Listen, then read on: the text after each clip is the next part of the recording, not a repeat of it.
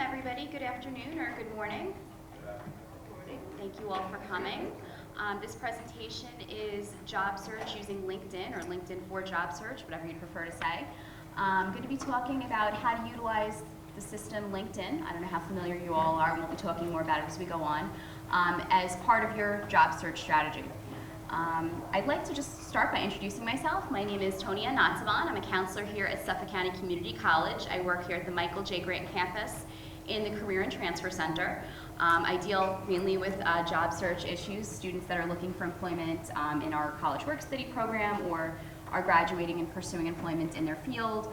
This includes things like job search strategies, resume writing, networking, career counseling, among a variety of other things, internships and so forth. So just to give you a little bit of my background, I've been in higher education for about 10 years. Can everybody hear me? Okay, great. So this is my area of interest and expertise.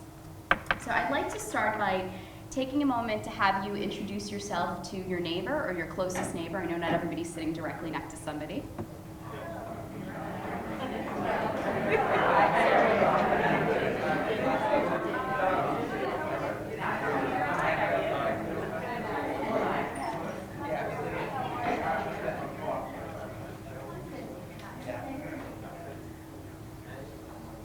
Very good. All right, so basically, this is what we would call the process of networking. And really, a lot of what we're talking about today ties into the concept of networking. And the number one way to find a job is? Networking. Right, is networking. Thank you. So this is something that's really important. It's also something that, unfortunately, is challenging for most people, whether you're very outgoing or very shy. Most people don't know quite how to network. And we're going to talk a lot about how LinkedIn is part of this networking process, or can be used for this networking process. Networking, one of the biggest mistakes that people make is they feel that networking is something where I meet you and I say, okay, now that I've met you, can you find me a job? Or here's my card, you can help me, or here's my resume. And put yourself in that person's shoes. You have a job, and all of a sudden you submit this person's resume that you don't even know. What could possibly go wrong, right?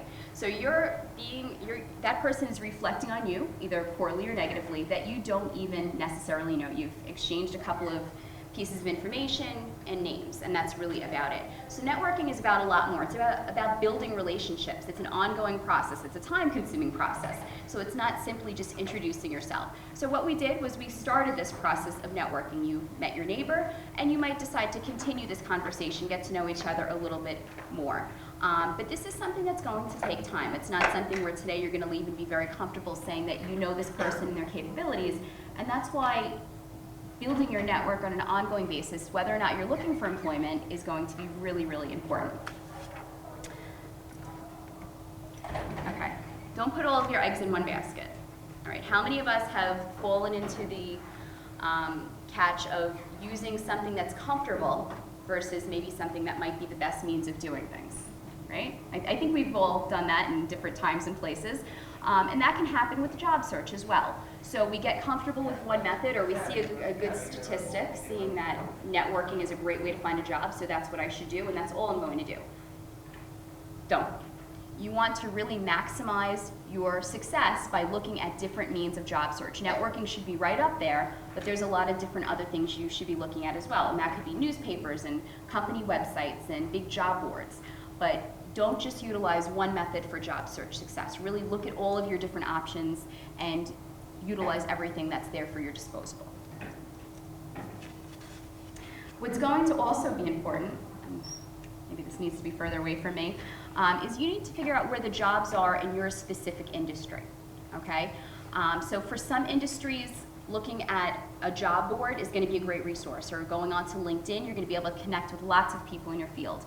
For some people, you're going to say, well, there's no jobs there. I need to look in a newspaper. I need to do this or that. So everything I'm saying, I'm speaking in very general terms. This is something that you also have to individualize and say, well, in my particular field, I'm finding that there are more jobs here, or there's more people that I can connect with as resources there.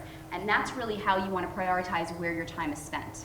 Okay? So lots of different resources, use many of them, and then prioritize your time based on your particular field, where the jobs are, where the connections and resources are.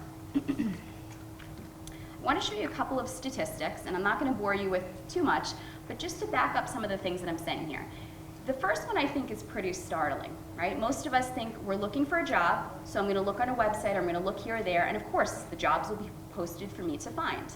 But unfortunately, only about 15 to 20% of all jobs are advertised, and that's a really small number. So we're saying something like less than 1/4 of jobs are actually posted and advertised.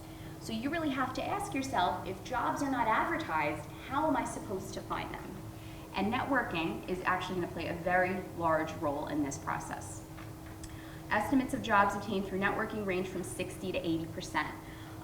You look at different surveys, you look at different resources, and you're going to get different numbers. But overall, over the years, this has been the way that the majority of people are finding work. And if you think about it, doesn't it make sense to hire somebody that you know, that you have some relationship with, versus hiring a stranger on a piece of paper? So if a friend of a friend tells me, you're a great candidate, I should hire you, and I trust this friend, versus a person on a piece of paper who maybe looks good on paper and I don't know what they're going to be like in person. Will everything on the paper actually ring true when I get them here and start working? The process of hiring is very expensive for companies. It's very time consuming. So this is something that is a huge decision on their part. So this is again why networking is such clearly the best way to really look for work. According to a NACE 2012 survey, nearly 50% of respondents use social networking as a recruiting mechanism. So that's 1 in 2 companies are going on. When we talk about social networking, we're talking about things like LinkedIn, Twitter, Facebook, and the many other mediums that are out there. I think the new one is where you post the things up. I forgot what that's called. But there's many different social networking mediums or professional networking mediums that are out there. We're sort of talking about the whole gamut of them. But 1 in 2 employers are using those as a way to look for candidates, and that's huge. And this workshop is about making that work in your favor. I will mention a concept called digital dirt. Has anyone heard of that before? Yes? No? No? Okay. The concept of digital dirt is basically all that stuff that's out there on you on the internet. So it's things that you've posted, that friends or family might have posted, maybe from working at different places that have been posted. And one of the things as we're talking about social networking and the internet that's really important that I would like to mention at some point is that you really need to start cleaning up your digital dirt before you embark on a job search if you haven't already done that. The easiest way to get started is just simply to Google yourself. Put your name in and see what comes up. And hopefully it's all things that are supporting what a great candidate you are for the type of work you're looking for. If there's any questionable comments or pictures, this is the time to either remove them if you're the person who posted them, or to ask that friend to remove them. Because when employers seek you out, they might be doing a Google search, which then leads them to social media. They might go on a specific site like Facebook or LinkedIn and look you up from there. But it's really important that you know what's on the web about you and that you can manage that information. So very simply, as you're starting your job search, look at this as one way you can be aware of that and you can really effectively market yourself. According to a JobBite 2011 survey, 86.6% of respondents use LinkedIn for recruitment, and 94.5% have successfully hired through LinkedIn. So these are pretty huge numbers of employers that have gone to LinkedIn and said, I'm looking for candidates, let me find people, and not just found those candidates, but actually hired them. So again, just giving you some information that this could be a really great resource for you to perhaps utilize further or begin utilizing if you're not already on this. Okay. So how many of you actually are on LinkedIn already as of today by a show of hands? Okay, good. So we'll say about half of you or so. How many of you that are on LinkedIn are actively using your account, updating profiles, going in, utilizing your account, making the most of it? Okay, so not quite as many of you. So hopefully after today you can take away some tips that will be useful in using it in new ways you haven't used before, or it will inspire you to get on LinkedIn and begin using it, or to amp up your activity on there. Okay, so just some quick statistics about LinkedIn for those of you that maybe haven't heard this or are not as familiar with the program. It is the world's largest professional network online with 161 million users in over 200 countries and territories. That's huge. So it's international, it's really big, and I mean it's the biggest of all. You can go online, you can look for professional networks, you can look for social networks, and you'll find other things out there. Again, you have to find the one which suits you best. But just by the numbers alone here, that gives you a pretty good likelihood that you're going to find somebody in your particular field or industry that you can connect with, or some group that's going to be useful to you. LinkedIn also counts executives from all Fortune 500 companies as members. Again, that's pretty good statistics. And when you think about it, where else are you going to be able to connect with some of these people or find information about these people? This really makes it a pretty transparent process, which as a job searcher, is going to make your life a little bit easier. One of the things with LinkedIn is that it can be a little bit overwhelming because there are just so many different things you can do with it. And on the opposite side, some people may say, what am I really supposed to do with it to look for jobs? I really don't see how it's valuable to me. But there's a lot of different strategies that you can utilize. A couple of more quick statistics before we go into those different strategies. 3/4 of all US job recruiters are posting on LinkedIn. So again, a slightly different statistic than we saw before, 75%, 3 out of 4 employers or companies.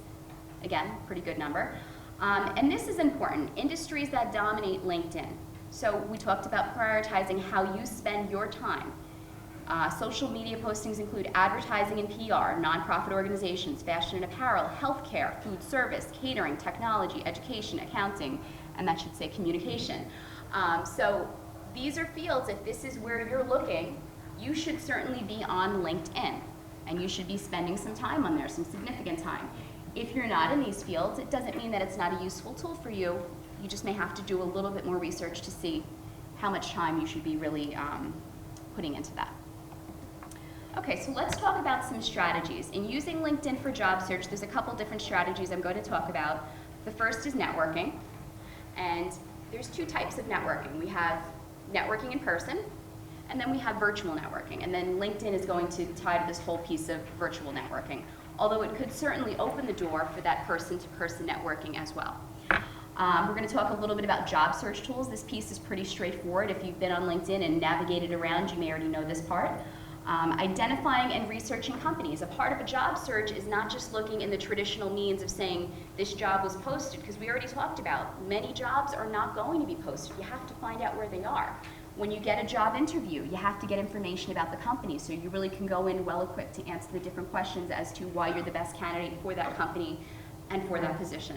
And so hand in hand, that piece is really useful as well. Highlighting your skills and knowledge. When you start your job search and you're beginning to send out resumes, I always tell my students that a resume is like a personal ad. You're selling yourself. This is your marketing tools. This is your advertisement. LinkedIn is really doing that quite a bit for you, but you have to really highlight your knowledge and skills to get that point across to recruiters and employers that may be viewing your profile. Recommendations. We're going to talk a little bit about the function for recommendations on LinkedIn and how that can be useful to you and why you may consider using it if you haven't already. And then just staying on the map. Nowadays, you know, we live in a world where the internet is just part of our everyday lives, and most of us could not imagine life without the internet. I can think back to last week when I was at work, and our internet, actually not even our internet, our system, our internal system we use for students for registration and all those pieces, which is internet-based, went down. And we all kind of stood around and said, oh my God, what are we supposed to do now? We can't do anything. There's no system, there's no internet. So when those kinds of things happen, it really just reinforces how important the web is in terms of our everyday lives. And just staying on the map is so very important. So it might be putting yourself on the map if you're not a person that really has an active web presence right now, or it might be just making sure you're putting yourself out there in the best way possible if you already have that web presence. Okay, so let's talk about a couple of ways that you can utilize LinkedIn for networking. I think my favorite, and the first one on here, is to join groups. Is anyone in a LinkedIn group by show of hands? Okay, excellent.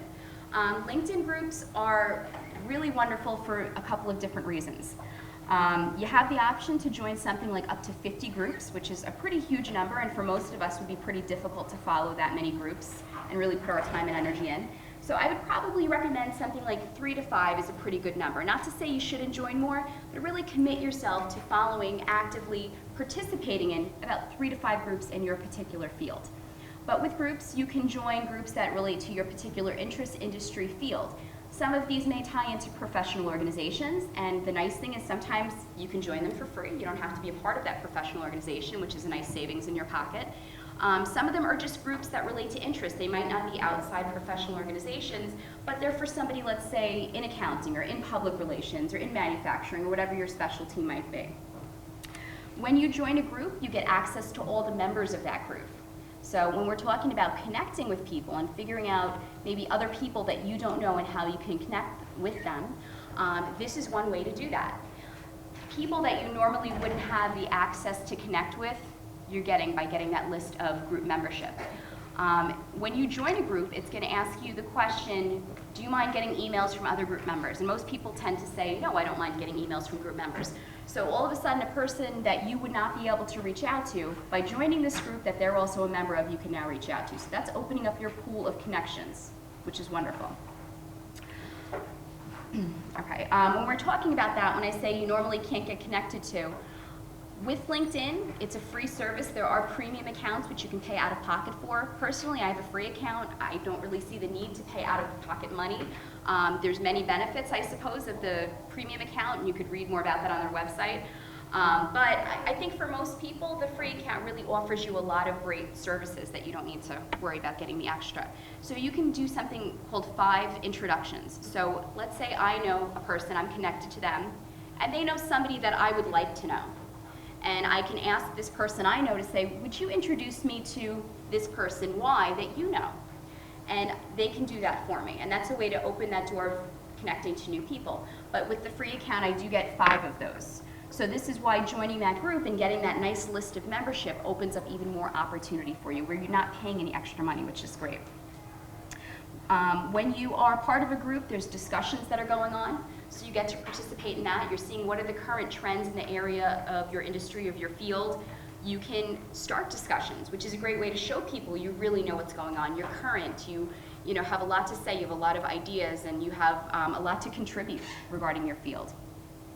Okay. We talked a little bit about searching people. Searching people can be something you're doing within a group. It can also be something you're doing. There's a little search bar on the top right of the page, and you can say, I want to search people. So you can simply search out people that you might already know, that you work with, friends or family that might be relevant to you, a person that you'd hope to connect with in a company you'd like to get into. Basically, part of this is going to be building up those connections, because the more people you connect with, the more people they're connected with, which in turn builds your network. That's the whole concept of LinkedIn. You can also follow employers of interest. So in part of this job search process, you should be saying, these are some companies that I'm interested in working for. I can go on LinkedIn, I can search companies, and I can follow that company. And what's really nice is they're going to give me updates about what's going on. So if somebody got hired, if they got promoted, if they sometimes list job openings, things like business that's going on in the company. So if I get an interview with that company, I'm very well appraised as to what's going on. Sometimes if I see somebody gets promoted, that may make me think that now there's a job opening that's there before a job opening is actually advertised or posted, or that person changes jobs. So it gives you a lot of good inside information that's going to be useful to you in learning about the company and learning about opportunities that they have. Yes? Question.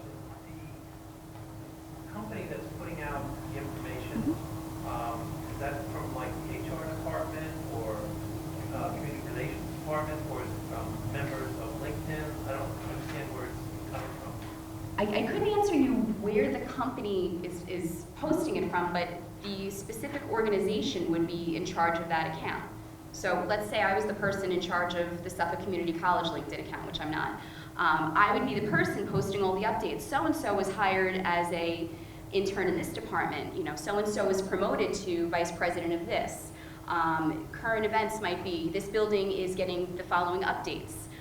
And all the people following my company would get this information. So it would be done by the company. I'm not sure which arena, whether it's HR or PR, that would be doing it. But it's not just a random person on LinkedIn that would be doing it. Yeah. Updating your status frequently is also going to be really important. When a person that you're connected with goes into LinkedIn, they see all of your updates.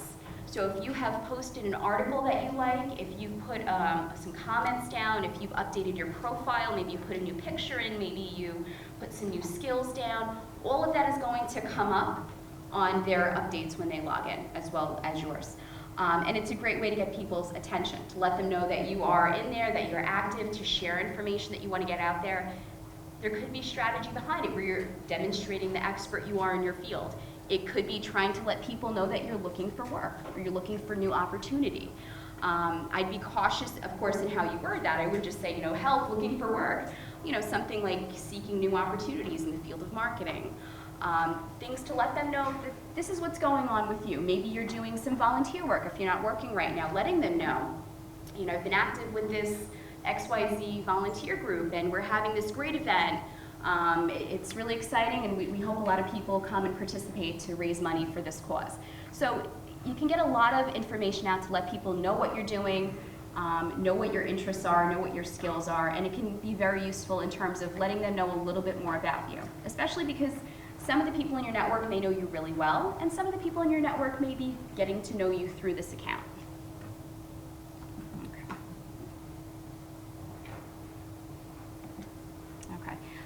The second piece I wanted to look at was job search tools. And I think this piece is pretty straightforward. I still did want to highlight it. I'm sure most people have been on the big job boards. Can anyone raise their hand that has not been on a job board, a Career Builder, a Monster, a Hot Jobs? Okay, a couple haven't. But it's pretty straightforward in terms of you can search for a job through LinkedIn as you would in most other job boards by location or title or skill and so forth. Which is a really nice function. So that is one wonderful option that they have there. And basically there is a job tab at the top of the page, just kind of walks you through it. You can save searches, so you may be looking to go back to it later and put some applications in or just sort of follow what's going on. I like the function that you can actually see how many people applied or clicked for the job. And that's really interesting because you can gauge what is the interest in this type of work, especially if you're following a lot of the same types of positions in the same geographic area. You're going to see how demanded those positions are, which is helpful to you because these are the people that you are likely competing with for those types of jobs. Jobs that have applied with LinkedIn, literally your LinkedIn profile can become your resume. And by using this function, if it's available through that particular job, you click and it's sent for an application. You don't have to fill out anything special, which makes your life a lot simpler. The job search page looks something like this. I know it's a little hard with a screenshot to see, but basically, like I was saying, you can put in your keywords. Let me see if I have a mouse here I can use. You can put in your keywords or your location, your country, your postal code, your job title, if you're looking for a certain company, whatever search qualities that you would like to look for.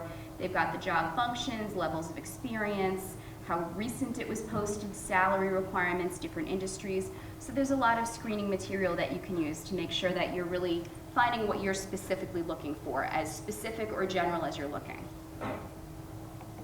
Okay. Identifying and researching companies. I think this is a great option for LinkedIn. And unfortunately, when people go on job interviews, they tend to forget this process, many people. And also when people are looking for jobs, this is sort of one of those things that's really not obvious. You have maybe those companies that that are very visible, that you're interested in, but you really don't necessarily know where else to look for those opportunities. And I think LinkedIn is a great tool for that. So we talked a little bit about following companies of interest. That's one great way to really just stay in the loop of what's going on with those companies you're really targeting. Because just because there's not an opening today, doesn't mean there won't be one tomorrow. Somebody could quit, retire, get fired, be promoted, and things open up. So this way you're constantly getting those emails of what's going on a regular basis. I think this is interesting as a way to find out where you can go, is find out where people with your background are working. So if you're looking for other people, let's say I'm an accountant, I'm looking for a job as an accountant, I can see where other people in accounting in New York State or New York City or Western Suffolk County are working to get ideas in terms of where I might apply for jobs. Find out where people in a company came from. This is really interesting, especially if you're looking at a large company, something that's fairly competitive. You may notice a pattern of where those people that they hire are coming from. Where did they work previous to that job in that company? And that can also be useful to you in terms of figuring they want a person of a certain level, they want a person from maybe this type or this company, if there's some sort of pattern that you can see.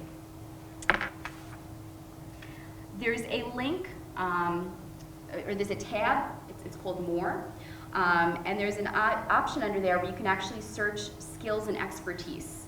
And I'm going to talk a little bit more about this later for another purpose, but when we're talking about identifying and researching companies, let's say for me I put down the skill of career counseling, and I searched that as a skill. it would bring up related skills, but it would also bring up people that have also used that terminology in their particular profile.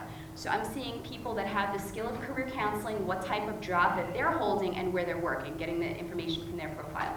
So this is a really useful piece of information. I can also do an advanced people search. So on the top little search bar where I might have picked companies, when I'm doing a company search, I can also pick people, and then I'd click on the advanced search. And it would let me search people also by skill. So I could put career counseling, and again, it would bring up people that have that related skill.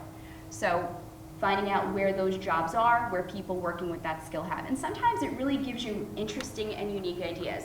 Because most people, let's say, might think of career counseling, they assume it a college or a high school, but you might have corporate companies that have career counselors. One of the people that I brought up when I did a search, just as a sample, was working in, I forgot what their exact title was, but it was the person that helped people transition from their job into another opportunity. So you never know what sorts of interesting things might pop up to give you some other ideas of what you could do and what you'd be qualified for.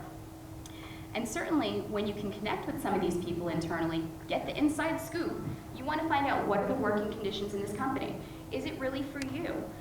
What are the things that they're looking for? And the person that's inside is certainly going to know that far better than you. And it can be very useful in terms of strategizing of how to apply for that job and the ways that you present yourself on your resume and at the interview. So very, very important.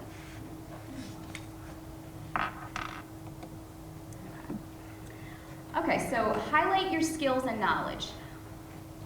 Whether you're working or not, you need to demonstrate that you are an expert in your field, that you have the skills, that you have the capabilities, the qualifications that the employer or recruiter might be looking for. So essentially, LinkedIn is an online resume. So when you're filling out that account profile, it's asking you your work history, your education history. It's asking you about your skills. It's asking you about what are you looking to do? Are you looking to connect with people? Are you looking to maybe find out about some job opportunities? All of these great things that essentially equal an online resume. There's even, what is it called? LinkedIn has a function, I believe it's called LinkedIn Labs, where they have employees come up with these projects that they come up with. And they post, I guess, the best ones up. And one of them is actually a resume program that translates your LinkedIn profile into the equivalent of a resume. I think it's under the LinkedIn Labs if you Google that. So there's some really interesting things you can do with that as well. Use updates to share information, like we were saying, if you are currently out of work and you're looking for work, if you want to just let people know what you're doing. There should be some strategy there. What am I going to let people know?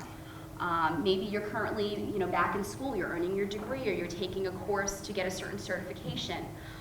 Perhaps you are looking to connect with people for a certain project. Really anything that is going to help advance you is going to be something that's useful as long as it's presented in a professional forum. And I don't know if I said this already, but being that LinkedIn is a professional networking tool, you really have to remember, and how many people have a Facebook account? Okay, so I think most people nowadays have a Facebook account. I probably am in the minority to not have one, but Facebook is really personal networking. It's friends, it's family, it's informal, it's casual. It can certainly be used for job search activities, although the presentation has to be altered, but LinkedIn is really professional networking. The picture, the content, the comments, everything really should be professional. So you're not going to talk to the people on LinkedIn as casually as you might with Facebook or other sites. You're not going to have a casual picture of yourself. You're going to do things that put you in a professional light for people that are seeking you out. You want to utilize keywords, and keywords are going to help connect people with you. Like I said, I looked up the term career counseling as something that I do, and I looked in the skills column under the more, as I was talking about before, the more tab with the skills and expertise. And that was one way that you can identify related keywords. Once I pulled up career counseling, it pulled up things like career development, interest inventories, all sorts of related terminology. So off the top of your head, I'm sure many of you can rattle off a list of some specific keywords and skills from your specific field, but this will help you get some more ideas. And these are things that when recruiters look for you, nowadays many employers are using different tools to seek this out. So if I applied for a job on a company website, they may be looking for certain keywords in my resume. The same thing with LinkedIn.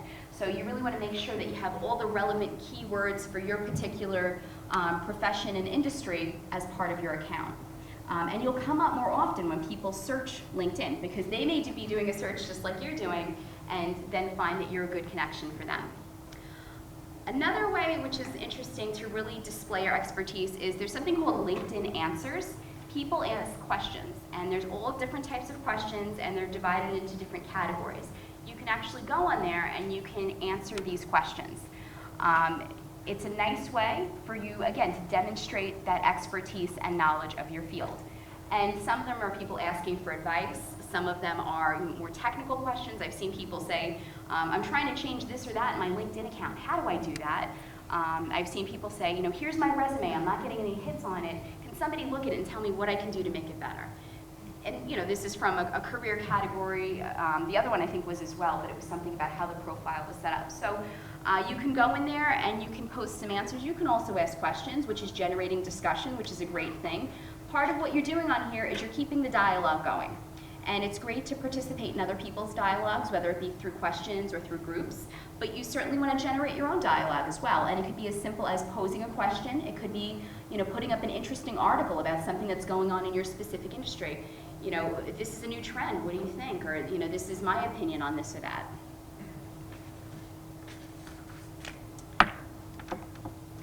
Okay, recommendations. I don't know if anyone's utilized this function before by show of hands. Anyone used recommendations? Okay. There's two schools of thought with regard to recommendations, and at the end of this presentation, I've included a huge list of articles that I've gotten some information from on the web, and some that I think are just really useful to you with regard to this topic. So if you want to follow deeper into any of the things we've discussed, or perhaps you're a novice to LinkedIn, there's a lot of really good information on these websites. Some of them are articles, some of them are from LinkedIn and literally step-by-step of how to access or do certain processes. But one of the articles was talking about how a lot of times these recommendations on LinkedIn are sort of fluff. I ask you for a recommendation, so you give me one, and then you ask me for a recommendation because you gave me one, so it just kind of goes back and forth. My perspective is that any recommendation you can get, as long as it presents you in a professional manner, that it's genuine, is going to be valuable to you. Because if an employer does seek you out on LinkedIn, there is an outside party sharing some feedback in terms of a previous partnership or project or encounter with you. And that's going to be valuable to them to hear that, not just from you, but from another party. So I think as long as you are selective in the references that you ask for, you're not asking anybody and everybody for a reference or recommendation, that you're also specific. So if I email you and I ask you for a recommendation, I'm not just saying, can you write me a recommendation? Doesn't give any information. So I'm going to ask you, can you write me a recommendation about that marketing project we worked on together? Or I'd really like to talk, if you could talk a little bit about how we really collaborated well and we were able to reach our goal despite the fact that things looked really bad, like it wasn't going to happen. So make sure you're really specific, and you're going to get a much better recommendation, and it can be geared more towards whatever your goal might be in terms of what you want that employer to say. Is there a limit on the recommendation? That I don't know. I couldn't answer that question. I'm sure it would tell you on LinkedIn, and there's a site I'm going to show you before we're done where you can get sort of all those Q&As that I might not be able to answer, and just general navigation stuff as well, but I'm not sure about that. Okay, what else?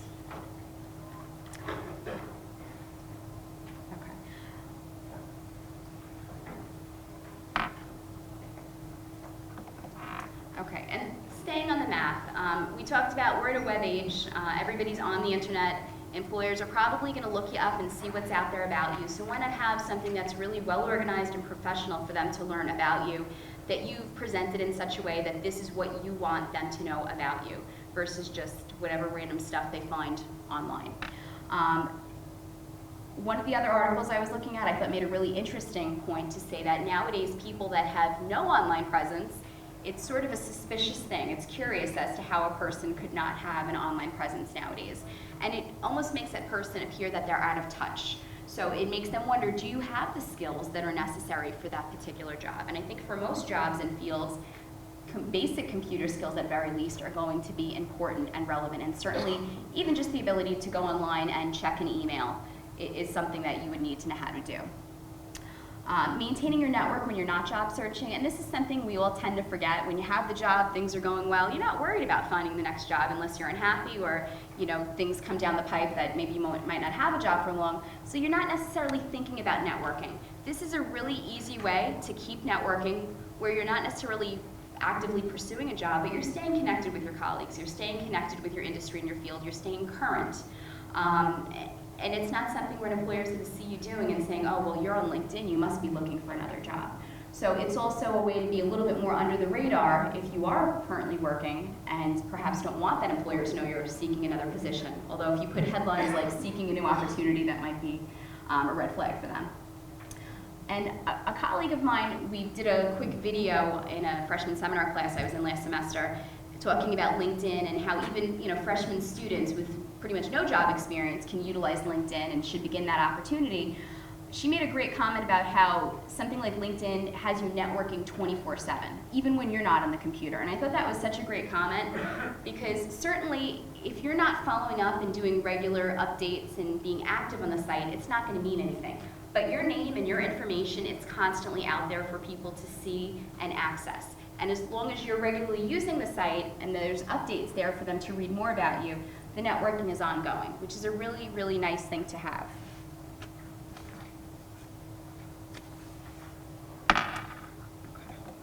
When we talk about connecting, and I'm sure those of you that are on LinkedIn know what I'm talking about. If you're not on LinkedIn, connecting is basically the process of me adding you as a contact or you adding me as a contact. We call that a connection and the process of connecting. So there's a default setting where there's a standard greeting. So it says something like, I'd like to connect with you on LinkedIn. And that's really all it says. And then it has your name at the bottom.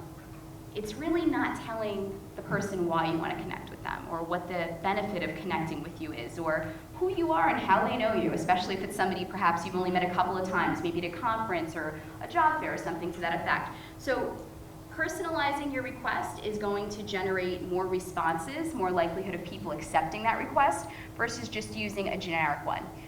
I would probably recommend personalizing it in all occasions. Perhaps if it's a friend or family member, a colleague you work with on a very regular basis, you could get away with doing a default setting. But if you are personalizing it, again, you're going to have a much higher likelihood that person will accept your request. And put yourself in that person's shoes. They may not know why you're connecting with them. If you've met once or twice, they may not remember who you are. They may say, well, how is it benefiting me by connecting with this person? So you're kind of giving them all that information, so they really have no reason then to say no, hopefully. People connect in different ways. So you may find people who literally connect with anybody and everybody. If you say, let's connect, they'll say, okay, great. And then you're going to have people who say, well, I don't really know you, so I don't know if I want to connect with you unless there's a reason. Or I'm only going to connect with people that I do know. So this is, again, why it's important that you have a little bit more personalization in that request. And certainly you want the people to feel like you put some thought and effort into why you're trying to connect with them. It's not just because you're trying to get higher numbers. Certainly it's good that you have a lot of connections, a lot of different people that you could go to. There's diversity in your pool of connections, but they don't want to feel like just a number. So personalizing it shows them that you really actually put some thought and effort into that process. Yes? So if you're looking for a job, how do you actively put it so that reaching out to them is there someone you think may be able to help you? You're reaching out to an individual in a company where you're looking for a job? Or even like someone, friends or someone you used to work with? Okay. Well, I'd probably phrase it in the sense of what you're looking for, being conscious not to directly ask them for a job. Dear John, we used to work together at Company X, and I'd really like to connect. I'm currently looking for some new opportunities, and I'd really like the chance to talk to you about, what kind of ideas that you might have or suggestions that you might be able to give me. Or, I really enjoyed working with you at Company X, and I'd like to connect if you want to keep things really vague. Or if it's a person you don't know in a company, you might want to keep it more general that you'd like to get to know more about the company. You're really interested in them, and you tell them a little bit about themselves. You're a leader in this industry, and I'd really like to learn more about your organization, and I'm hoping you'll connect with me. Because I would hesitate to say ask them for a job, ask them for an opportunity, because you don't know them. And if it's a person you haven't seen in a while, even if they do know you, you don't want to come off that you're trying to use them for that connection that they have. This way it's a little bit more personal, that I'm trying to connect with you on a friendly level or an informational level versus just saying, hey, get me a job. Okay. So maximizing your account. I'm going to go back to a couple more statistics. Complete profiles. Users with complete profiles are 40 times more likely to receive opportunities through LinkedIn. So you're going to have a little bar in your LinkedIn profile saying that your profile is X% complete. So the goal is to get that to 100. Things like putting in the work experience, putting in the schooling, putting in the skills, putting in the photo, all those different things, the keywords, the skills, are going to get you to that 100%. So more people are going to find you by doing that. So certainly if you're using this as part of your job search strategy, make it worth your time and energy, get more hits by doing this. Profiles with a photo are 7 times more likely to be viewed than those without. Also interesting, but something to keep in mind with this, which I thought was really interesting. And in working with students, and as a community college, we have students of all ages from 17 fresh out of high school all the way on up to maybe senior citizens, because people come back for different reasons, some for professional development, personal growth, others to change careers or to start their career. And sometimes people are out there and they're concerned about things like age discrimination, whether they're too young or too old. And normally when we talk about photos and we talk about resumes, we say do not put a photo on your resume. This is one of the few cases where we're saying, put a photo on your LinkedIn profile. And it gives them a sense that you know how to use the program or the site. Sometimes when things are incomplete, it may leave the impression that you don't really know how to navigate the site, which again puts your skills in the internet and computers in question. And I'm not suggesting that all of you need to be IT experts, because I'm by far not an IT expert. But most fields, again, do want to see some level of computer proficiency. And when you're using these sites and you're maximizing their use, you're demonstrating that you have that basic skill. And I think in a lot of fields nowadays, especially when you're talking about small companies, we often wear lots of hats because there's not quite so many employees versus these big companies where people have very specific and defined roles. Things like the ability to use the internet, to use social media, does make you a more attractive candidate. I've seen more and more jobs coming out for people that are doing social media marketing. So that may not be where you aspire to be, but if you're the person in your company who perhaps knows how to use social media where other people don't, that might give you an added leverage that another person might not have. So all of these things are good considerations as you're doing your search. And then users are 12 times more likely to be contacted if they list more than one position on their profile. So this gives them some idea in terms of what your background is and what other types of work that you have been involved in. I know some of you probably are not that familiar with LinkedIn, and some of you did indicate that you're not on there already. With the time frame I had to work with, I certainly could not go through that process of setting up an account and all those details, because that's very time consuming. But you can go on, this is the LinkedIn Learning Center, and they have step-by-step tips, strategies like we talked about today. They also have the basics of how to set up an account, and if you're saying, how do I post a picture? Or, I'm having trouble putting this setting where people can't view this, or I want them to view this. All that information is there, pretty straightforward for you to follow. And when you go into your account, you can see my little sample up here. Under the More button, under the More tab on top, you've got that Learning Center. And of course, you can also take a Google and pull it up that way. Okay. I wanted to talk a little bit about some additional job search resources, because again, while LinkedIn is a wonderful resource, this is something you can do independently, although some people may need a little bit of support in navigating that if their computer skills are not as strong. But there are places you can go to receive job search support assistance. One of those is the New York State Department of Labor. You can check out their website. They provide a wide array of services and resources for everybody. It's not restricted to any particular group. They do things like career counseling, they have job fairs, they have help with resumes. I'm not sure if they help with LinkedIn, but I'm thinking if you ask, they might be able to do that. Who knows? But there's one right in Hauppauge, and again, you could look at their website for other locations and services. But this is something that's open to anybody and everybody, so you don't have to be enrolled or be part of a specific group. Public libraries are also a great resource. I know here in Brentwood, the library actually has a career center, which is really nice, so people can go, they can do career counseling. They hold job fairs at some libraries also, so another resource for your search. So you can connect, and I don't know that you necessarily even have to be part of that specific group, but you can ask if your library doesn't have career counseling, can you go to one that perhaps does? And I believe the job fairs, which are usually through the Department of Labor, are open to everybody, even if you're not a member of that specific library. So that's another resource. If any of you are students or alumni at a college, Suffolk or otherwise, I could say at Suffolk, we provide career services to our current students and to our alumni. So if you are currently here, if you enroll here, that's a service you can utilize. And many colleges provide that to alumni, and pretty much all provide it to enrolled students. And then last would be employment and staffing agencies. So there's plenty of them out there that are very broad and general, that deal with many types of professions and industries. There's also some that deal more with specialized fields. You're going to find that certain fields, let's say something like manufacturing technology, that's a specialized field. Something like, I'm trying to think of some of the other ones. Certain types of healthcare.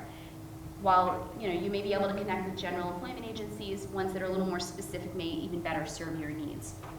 Keep in mind with an employment agency, you do want to look for one that's not actually charging you to participate in their services. Normally they do charge the employer, so there's not an out-of-pocket cost for you. But these are all resources that you can take a look at if you do need some additional support, information about job search. And then, as I mentioned before, and I know you all have the handout, these are the resources I used in my presentation, and many of them have a lot of great pieces of information, tips, strategies, perhaps more detail to go into the topic we discussed today, and even some things that are related, such as networking, or specifically LinkedIn when you're unemployed, or social media, the more broad category instead of just LinkedIn. So at this point, I'd like to open up the floor for questions if anybody has any questions. Yes? You said about maximizing your account, but if you don't have a job, it says present. I was asked to say you can't put present. Right. Putting anything? Or? That's actually a good question, and it's funny you asked that, because one of the articles I was reading, and I posted on here, talked a lot about that.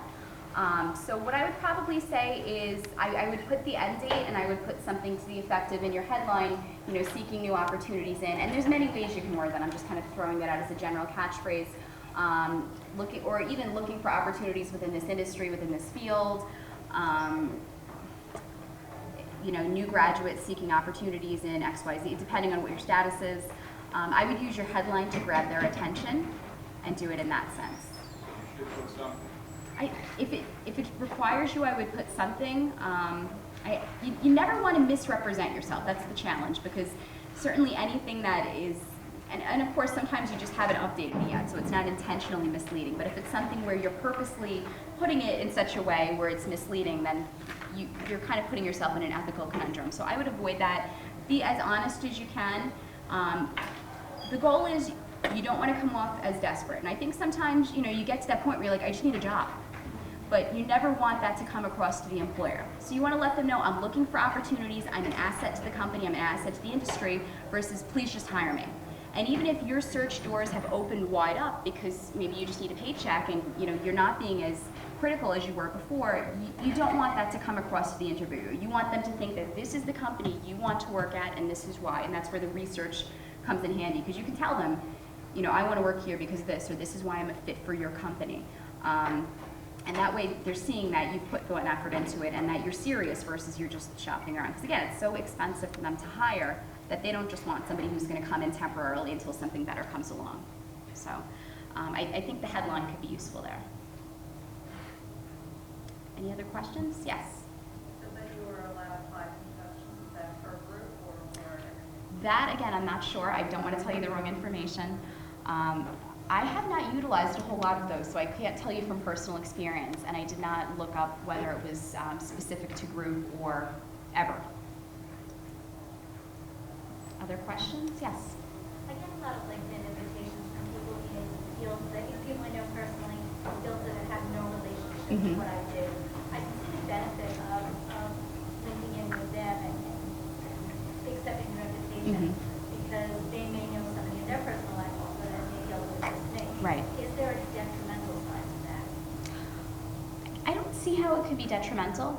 I would think, as you're saying, really, the more diverse your pool of connections is, the better it would be, because they may know somebody that you don't know or be connected to an industry you're not yet connected to.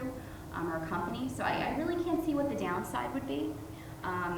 I think especially if you are being a little bit selective, that it's not that you have every connection that has ever requested, and even that, it's really a personal preference. I can think of one of my connections who has 500 plus connections, which to me is staggering, and I really think this person connects with anybody that's in a field that they've interacted with at least once. But I can't see why it would be detrimental. You're welcome. Anyone else? Yes. Would it be okay to send out a resume, especially if you're using the internet, that just has your name and email and not your phone number and address? I think if it's a comfort level. I think it's understandable that you're being cautious with your information. Certainly the standard resume, yes, would have the full palette of information, but as long as there's a way to contact you, even if it is by email, I think that would be appropriate. Yeah. Somebody else had a hand? Yes. My question is, what are some of the pitfalls with what you joined and who you asked to creating a tremendous amount of spam and what have you found is what do you look out for? Again, I think that's where it comes, like, let's say for instance, groups. There'd be a couple of things. When you're signing up for something, I think they ask you if you want daily or weekly emails. If you're not reading it and you just keep clicking, I think they send you daily emails, so that would create a lot of spam in terms of the conversations and updates of what's going on. So you have to be conscious of what you're accepting in signing up for different groups and settings, and making sure that you realize I'm going to be getting an email every single day or every single week. And again, with groups, just going back to saying maybe being a little bit more selective, not joining every single group that might relate to your field, but really being selective and saying, okay, these are the 3 to 5 that I think I would really benefit by being a part of. Again, you could join many more groups. We set up to 50, but if you don't want to be receiving a tremendous amount of mail, then you might not want to do that. I will tell you, I couldn't give you a specific number, but I'm in something like 15 to 20 groups, and I only get weekly notifications, and my email box is like all these updates of these different discussions. And When you join a group, the bottom line is you're giving them your email address. no. Or your LinkedIn. Well, when you join the group, one of the options you have is to say, yes, people in the group can contact me, or you can also say, no, they may not contact me. And whatever email account you sign up with LinkedIn, that's where the email goes. So they're not seeing your email account, it's being sent to your email account. I think there might even be an option for them to see it, but you can opt for it just to be sent to your account without them being able to view it. So you're basically corresponding through the LinkedIn account. You have an inbox just like you would with a normal email account, with invitations or messages and so forth, just like they would. So It doesn't go in your box. On LinkedIn, it goes to your actual email that you signed up as an account. No, I know the updates do, but I'm saying there is a inbox in LinkedIn, or there is a message box in LinkedIn. That's what I was saying. Yeah. So another thing, you can choose to either put your email address on your profile or not. I try to picture if it's on there. That's a good question. When you sign up, that's usually your sign-in, though, which is whatever email you put, and that's where whatever updates or notifications are going. I'm not sure if or where it's visible on your account. And I think in terms of settings as to how people correspond with you, you have that option of selecting, do they see the email, do they not? So it's not something where they're readily going to say, oh, this is this person's email, and anybody who looks at it will see. You can also, when you're setting up your account, there's certain privacy settings. So you can limit how much people see on your account. You may not want them to see everything. You can limit things like you can view different people's accounts, whatever they put accessible, and it can be something where they can tell that you viewed it, or you can put a setting where they can't tell who viewed it. It just says, X amount of people, right, somebody viewed your account. So there's different settings in there that protect privacy. So there are some things worked in.